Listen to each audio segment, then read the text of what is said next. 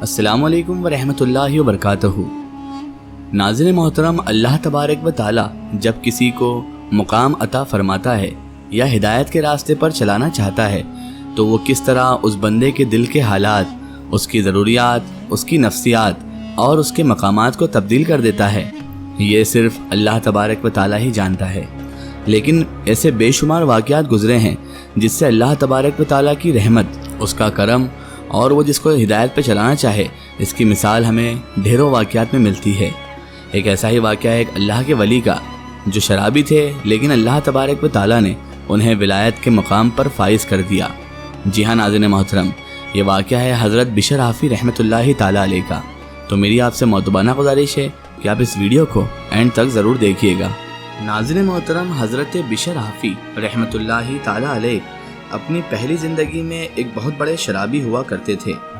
آپ ایک مرتبہ شراب کے نشے اور مستی کے عالم میں کہیں جا رہے تھے کہ تبھی راستے میں آپ نے ایک کاغذ کا ٹکڑا دیکھا جس پر بسم اللہ الرحمن الرحیم لکھا ہوا تھا، یعنی اللہ تبارک و تعالیٰ کا نام بسم اللہ شریف لکھی ہوئی تھی۔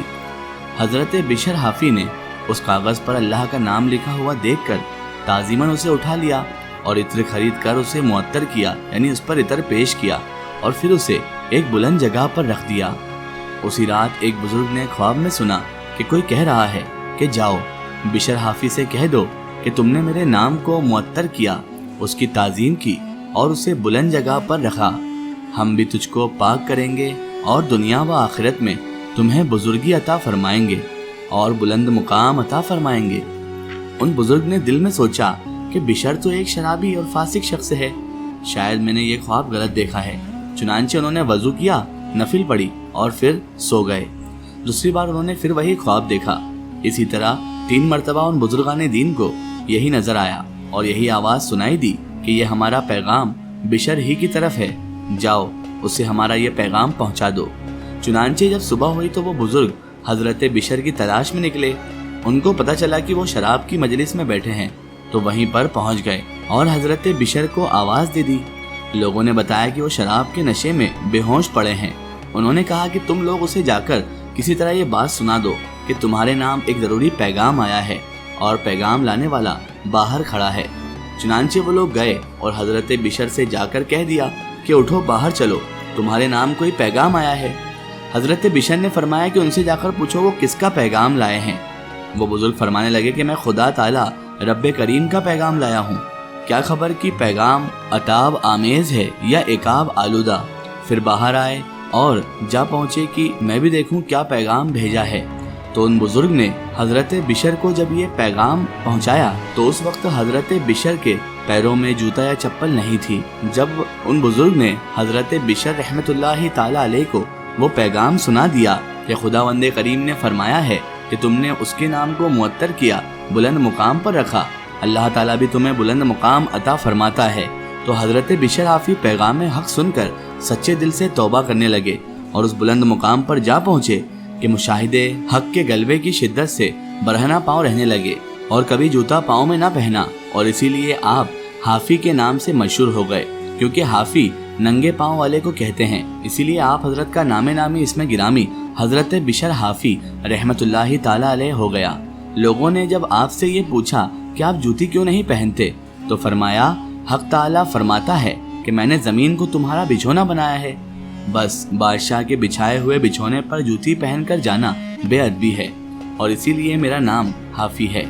اسی طرح ناظرین محترم بیان کیا جاتا ہے کہ بغداد میں ایک تاجر رہا کرتا تھا جو ہمیشہ بزرگان دین کی برائی کرتا رہتا تھا۔ ایک شیخ فرماتے ہیں کہ کچھ عرصے بعد میں نے اسے بزرگان دین کی صحبت میں بیٹھے دیکھا۔ اس تاجر نے اپنا سارو مال و دولت ان بزرگان دین کی خدمت میں خرچ کر دیا تھا۔ میں نے اس سے پوچھا تم تو بزرگان دین اور صوفیاء کرام سے بغض رکھتے تھے، پھر یہ انقلاب کیسا؟ تاجر نے جواب دیا کہ جو کچھ ان لوگوں کے متعلق سوچا کرتا تھا وہ سب غلط تھا۔ شیخ نے پوچھا کہ تم نے یہ کیوں کر جانا، یعنی کس طرح تمہارے دل میں یہ تبدیلی پیدا ہوئی؟ تاجر نے جواب دیا کہ میں نے ایک دن جمعہ کی نماز پڑھی، میں نے بشر حافی کو دیکھا، صورت کے ساتھ جامع مسجد سے نکل کر جا رہے تھے۔ میں نے اپنے جی میں سوچا کہ دیکھوں ذرا اس شخص کو بھی تو دیکھوں جو بہت بڑا صوفی مشہور ہے اور ایک لہجہ مسجد میں نہیں ٹھہرتا، یہ کہاں جاتا ہے؟ اس نے بازار میں نان بائی سے نرم نرم روٹیاں خریدی، میں نے اپنے دل میں کہا کہ یہ صوفی ہے اور نرم نرم روٹیاں خریدتے ہیں، پھر کبابی سے 1 درہم کے کباب خریدے۔ میرا غصہ اور زیادہ ہوا۔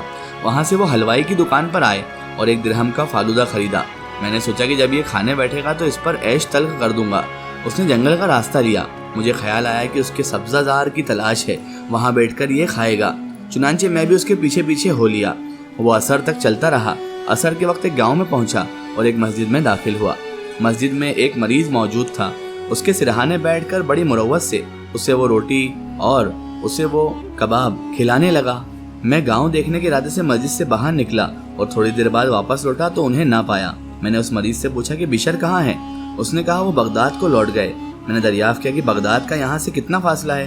اس نے کہا 40 فرسخ یعنی 5 منزل۔ میں نے کہا انا للہ و انا الیہ راجعون۔ شخص کہنے لگا میں نے اپنے اوپر کیا مصیبت ڈال لی، نہ میرے پاس اتنے دام ہیں کہ کوئی سواری کرایہ کروں، نہ اتنی طاقت ہے کہ اتنی دور چل سکوں۔ اس مریض نے کہا ان کے واپس آنے تک یہاں قیام کرو۔ چنانچہ آئندہ جمعہ تک وہاں پڑا رہا میں۔ بشر عین اسی وقت پہنچے اور ان کے پاس مریض کے لیے اسی طرح کی خوراک تھی۔ جب مریض کو کھانا کھلا چکے تو اس نے کہا اے ابو نصر، یہ شخص تمہارے ساتھ گزشتہ جمعہ آیا تھا اور ہفتہ بھر سے یہاں پر مقیم ہے، اسے ٹھکانے پر پہنچا دو۔ سوداگر کہتا ہے کہ انہوں نے غصے میں مجھے گھورا اور کہا تو کیوں میرے ساتھ آیا تھا؟ میں نے کہا خطا ہو گئی ہے۔ انہوں نے فرمایا اٹھو چلو۔ میں ان کے پیچھے مغرب تک چلتا رہا۔ جب ہم شہر کے قریب پہنچے تو انہوں نے فرمایا کہ تیرا محلہ کون سا ہے؟ میں نے کہا فلاں محلہ ہے۔ اس نے فرمایا اچھا جاؤ، پھر کبھی ایسا نہ کرنا۔ جب سے میں نے توبہ کی اور ان کی صحبت اختیار کر لی۔ حضرت بشر حافی رحمۃ اللہ علیہ فرماتے ہیں کہ ان کے پاس ایک گروہ آیا، یعنی ایک لوگوں کا ہجوم، ایک جھنڈ آیا اور سلام کیا۔ انہوں نے پوچھا تم کون ہو؟ وہ کہنے لگے ہم شام کے رہنے والے ہیں، آپ کو سلام کرنے آئے ہیں اور حج کا ارادہ ہے۔ آپ نے فرمایا خدا تمہارا حج قبول فرمائے۔ انہوں نے کہا آپ بھی ہمارے ہمراہ تشریف لے چلے تاکہ آپ کی صحبت میں ہم سب حج ادا کر سکیں۔ انہوں نے انکار کر دیا۔ انہوں نے اصرار کیا، پھر فرمایا جب تمہاری یہی خوشی ہے تو میں 3 شرطوں پر منظور کرتا ہوں۔ اپنے ساتھ کوئی چیز از قسم توشہ سفر نہ لے، یعنی کوئی سفر کا سامان نہ لے، نہ ہم کسی سے راہ میں سوال کریں، اگر کوئی ہم کو کچھ دے وہ بھی نہ لے۔ انہوں نے کہا نہ ساتھ کچھ لے جائیں نہ سوال کریں، یہ تو ہو ہی نہیں سکتا ہے، لیکن اگر کوئی دے اور باوجود ضرور کہ نہ لے، اس کی قدرت تو ہم کو نہیں ہے۔ بشر حافی رحمۃ اللہ علیہ نے فرمایا شاید تم گھر سے اپنے توشوں پر بھروسہ کر کے چلے ہو، خدا تعالیٰ پر توکل نہیں ہے۔ تم سب چلے جاؤ اور مجھ کو میرے حال پر چھوڑ دو۔ پھر فرمایا فقیروں میں اچھے 3 فقیر ہیں، ایک وہ جو سوال نہیں کرتا اور اگر دیا جائے لیتا بھی نہیں، یہ فقیر روحانیوں میں سے ہیں، پاک باز روحانیوں کے ساتھ ہیں۔ دوسرا فقیر سوال نہیں کرتا، اگر کوئی دے تو لے لیتا ہے، اس فقیر کے واسطے حضرت قدس میں دسترخوان بچھائے جائیں گے۔ تیسرا فقیر سوال کرتا ہے اور اگر دیں بقدر کفایت لے لیتا ہے، اس کا کفارہ اس کا صدق ہے، یعنی حاجت کے سوال کرتا ہے اور حاجت سے زیادہ نہیں لیتا۔ روایت ہے کہ حضرت بشر حافی کے پاس ایک جماعت صوفیوں کی آئی، سب گدڑی پوش تھے۔ آپ نے کہا اے لوگوں اللہ سے ڈرو، یہ لباس ترک کرو کیونکہ اس لباس سے تم پہچانے جاتے ہو۔ سب خاموش رہے مگر ایک جوان ان میں سے بولا قسم خدا کی ہم اس کو ضرور پہنیں گے یہاں تک کہ تمام دین خدا کے واسطے ہو جائیں۔ آپ نے کہا خوب کہا ہے جوان، تمہارے ہی جیسے اس کے پہننے کی صلاحیت رکھتے ہیں۔ سبحان اللہ۔ حضرت بشر حافی رحمۃ اللہ علیہ فرماتے ہیں میں نے عرفہ کے دن ایک شخص کو دیکھا، خدا کی محبت کے غلبے میں وہ رو رہا تھا اور نہایت شدت سے پکار کر کہہ رہا تھا پاک ذات ہے وہ، اگر ہم اسے سجدہ کریں اور سر و آنکھوں کو کانٹوں اور سوئیوں پر رکھیں تو اس کی نعمتوں کا حق 10 میں سے 1 ادا نہ ہو سکے گا۔ اللہ تبارک و تعالی ہم نے کس قدر خطائیں کی اور تجھے اس وقت یاد نہ کیا، اور تو اے مالک ہم کو پوشیدہ یاد کرتا ہے۔